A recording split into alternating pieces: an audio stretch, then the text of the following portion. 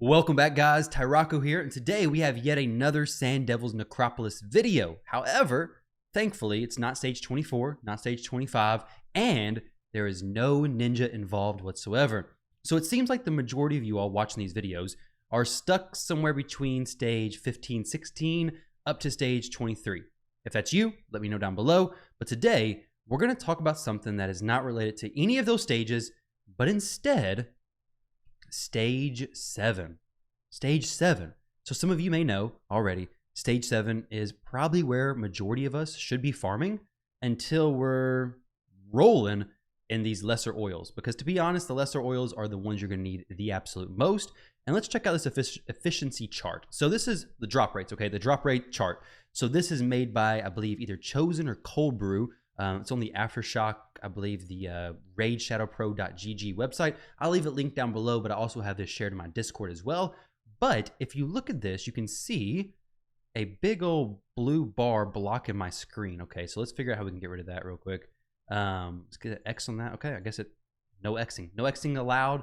But here we go. Let's go ahead and draw on the screen. Just kidding. Let's not draw on the screen. There we go. Now, 75, okay, 0.75. You get 0.75 lessers per energy, okay? It's in the dark green, so that means it's really good.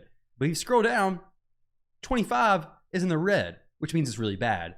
So if you're looking at 7 versus 25, 7, really good. 25, 24, 23, really bad. And if you already know you're going to need a ton of these lesser oils, then investing some time in doing stage 7 until you're getting down to these stages where you can start working on the bigger oils when you need more pieces of gear taken to those 3, 4, 5, 6 star fully ascended levels, then just do stage 7. That's what I'm going to be doing. But why are you going to need so many lesser oils? So if you're not really sure yet, maybe you haven't upgraded too many pieces of gear, but the reason why lesser oils are so highly in demand is because every single piece of gear you upgrade should always be taken to the first level and not fully ascended, okay? Never hit this button right here that says like fully ascend to level 16. If you have all the required potions, you can do that, but never do that because most of the time when you ascend, you're gonna get something useless. You're gonna get flat defense, which means you have thousands of pieces of gear. It's gonna cost you 40 per piece of gear to test. That's if you're just upgrading the pieces of gear that you have in your inventory, but either way, it's gonna cost you so much lesser oil to actually test everything. If you're just doing bottom row pieces of gear, it's going to take forever. So until you're having a nice stockpile of pieces of gear to actually fully upgrade, there's no reason to really farm those super high stages of the Sand Devils Necropolis, because you're going to be seeing down here at the bottom, it's going to take you forever to actually get enough of those lesser oils to actually start testing your upgrades. Okay, so today I want to share with you all the team that I have for Sand Devils Necropolis Stage 7 that is pretty fast, okay? Stage 7, 9 seconds. This is not a Nodgar cheese. This is 100% a legit team, and here we go, guys. Let's go ahead and jump into it. Stage 7, Sand Devils Necropolis. Let's see. 9 seconds. Let's see if we can do it again. Chamel doing absolute work to the boss. Crazy amount of damage, and then boom, 9 seconds once again, guys. So 9 second, very consistent. Sand Devils Necropolis Stage 7. Now, obviously, if you want to farm this with food, bring a Rotos, bring a Magic Affinity champion, you're probably going to be fine. This stage is pretty easy, but if you're somebody who wants to do it fast, this is an amazing team. I got another option that is a little bit more free-to-play friendly. Hopefully, you're still watching if you don't have those champions and you haven't just clicked off the video. Like, screw it. I ain't got those champions. I'm not even going to try it. But this team right here, let's go over it real quick, and then I'll go over all the gear and talk about these champions. But the star of the show, the hopefully thumbnail, was Inquisitor Chamel. He does a ton of damage, but you can use champions probably like Faceless, champions who just hit really hard on their their single target abilities. Champions who hit really hard, not so much max HP because it's capped.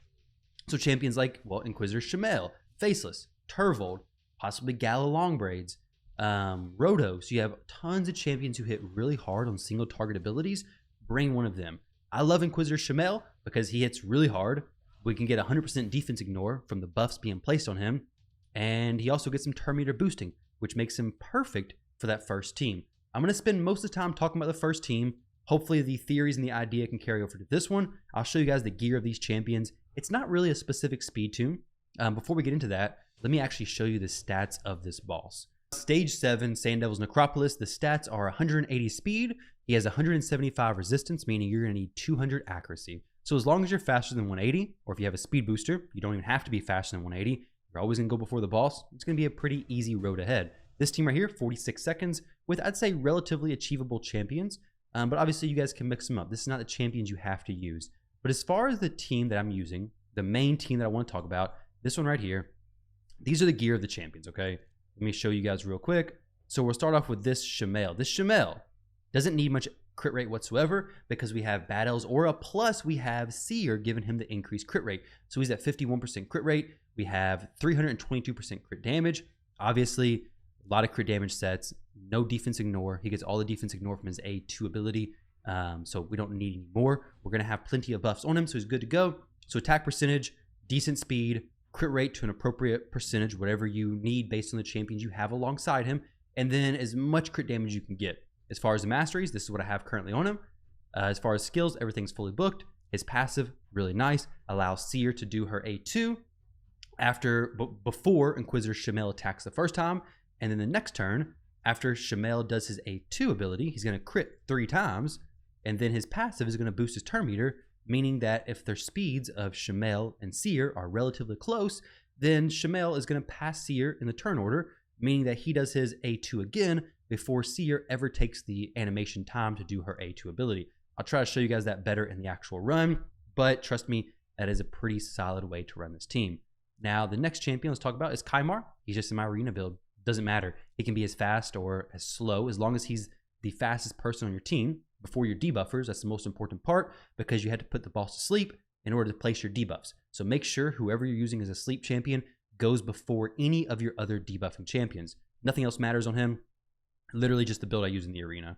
Bad L, we currently have him sitting at 227 speed. Once again, nothing really matters. Make sure he has good accuracy. Same thing with Kaimar. Good accuracy, the speed, just make sure it makes sense. Make sure he's slower than your sleep champion. But other than that, it doesn't really matter. Obviously, make sure he's faster than Chamel as well. So as far as his masteries, nothing special. Skills, fully booked. Doesn't have to be, though. Ghostborn, very similar stuff. Just make sure he's speed tuned. Make sure his speed is in the decent range where he's going before Chamel and after your sleep champion. Doesn't need accuracy. He always lands that decreased defense as well as places the increased attack. Very easy stuff. Everything is fully booked, but it doesn't have to be. We do have War Master, not really needed.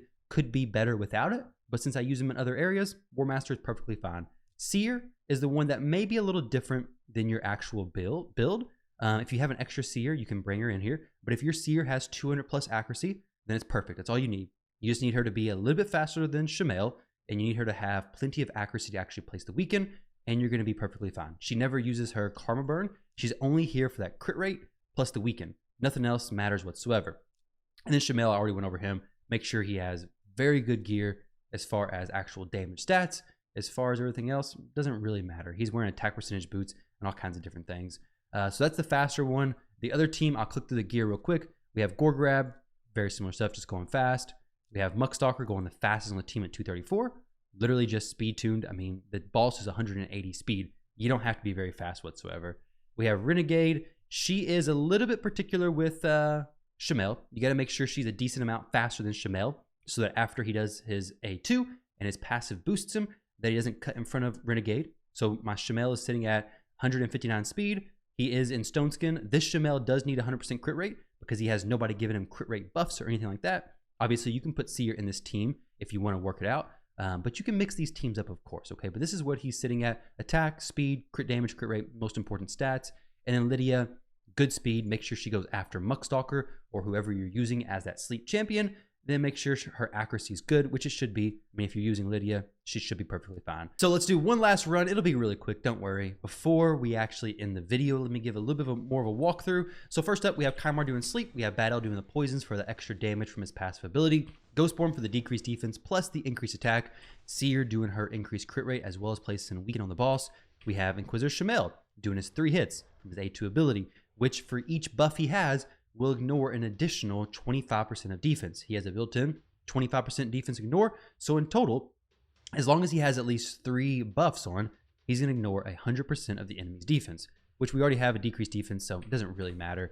We have Kymar doing the turn meter boost, Battle doing his A2. Then we have Ghostborn one last time doing an ability. And then Chamel jumps over turn order of Seer and does his A3 once again for a full auto runtime of 9 seconds. So we'll throw one more on just for a good measure, I guess. Here we go. 3 turn duration on the sleep. Doesn't matter. It's going to wake up anyways. And then boom, there we go. So that was a little bit longer. Chamel needs a little bit more damage to make it 100% with every single time he does it to win. But there we go, guys. Hope you all enjoyed the video. Thank you all very much for watching, and I'll catch you in the next one.